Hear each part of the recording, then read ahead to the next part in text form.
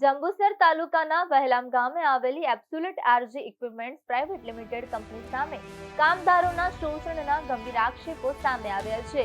કંપનીમાં કાર્યરત અંદાજે 30 જેટલા કામદારોને પીએફ, આઈ કાર્ડ, પગાર સ્લીપ, બોનસ તેમજ ઇન્ક્રીમેન્ટ જેવી મૂળભૂત સુવિધાઓથી વંચિત રાખવામાં આવતા હોવાનો આક્ષેપ કરવામાં આવ્યો છે. કામદારોનું કહેવું છે કે કંપનીમાં ફાયર સેફટી જેવી જરૂરી વ્યવસ્થા નથી તેમજ કેન્ટીન અને મેડિકલ સુવિધાનો પણ સંપૂર્ણ અભાવ છે, જેને કારણે કામદારોને જોખમભરી પરિસ્થિતિમાં કામ કરવું પડે છે. આ તમામ બાબતો વારંવાર રજૂ કરવા છતાં કંપની સંચાલન તરફથી કોઈ યોગ્ય પગલાં લેવામાં આવ્યા નથી.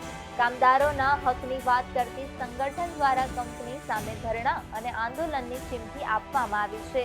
સંગઠન દ્વારા આવતીકાલે કંપની બહાર આંદોલન કરવાનું એલાન કરવામાં આવ્યું છે. હાલમાં છે સાહેબ ને બીજા કોઈ નવા કારીગર આવે સાહેબ તો એમને આ લોકો એક વર્ષની ટ્રેનિંગ પૂરતા રાખે છે. ટ્રેનિંગ પતે એટલે છોકરાને 1 મહિના પછી છૂટો કરે છે. એટલે આ રીતે સાહેબ જો ચલો હોય તો આપણે આ કંપનીને ચલાવવાની જરૂર નથી સાહેબ. કાં તો કંપનીને તાળું મરાવી દો, બાકી બીજા છોકરાનું ભવિષ્ય ના બગડે. બસ આ એક જ માંગ છે સાહેબ, અમારે બીજું કોઈ માંગ નથી. અને આ લોકો તમારો પીએફ જમા નથી કર્યો?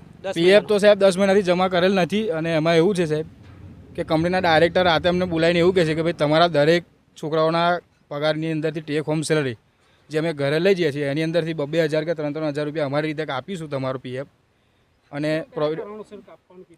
એટલે કારણોસર તો સાહેબ એક જ કારણ હોય ને, બીજું તો કારણ હોય પીએફ એમને 10 મહિનાથી ભરો નહીં સાહેબ. એટલે એમને ફંડ ના હોય એમની પાસે ફંડ નહીં તો સાહેબ કંપની બંધ કરાવી દો ને, ચાલશે અમારી સાહેબ. અમે બીજી રીતે અમે બીજી કંપનીની અંદર જોબ કરી લઈશું સાહેબ અમારી રીતે. જે કામદાર એકતા સંગઠન અને હકની વાતની ટીમ અમારી પાસે રજૂઆત હતી કે જંબુસર તાલુકાનું આપણે વહેલમ ગામ છે અને આ વહેલમ ગામે આવેલ એબ્સોલ્યુટ આરજી કંપની જે છે એની અંદર જે 30 જેટલા કામદારો છે તેઓનું શોષણ થતું હોય તેવા પ્રશ્નો હતા.